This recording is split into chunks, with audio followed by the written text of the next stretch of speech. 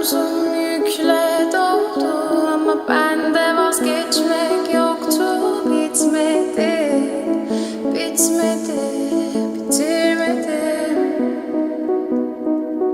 Ben özel değilim ya da öyle bir şey, ama sen varken hep böyle hissettim, böyle hissettim.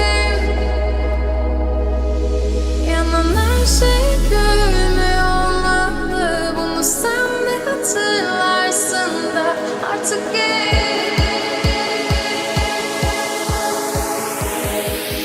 böyle hissettim.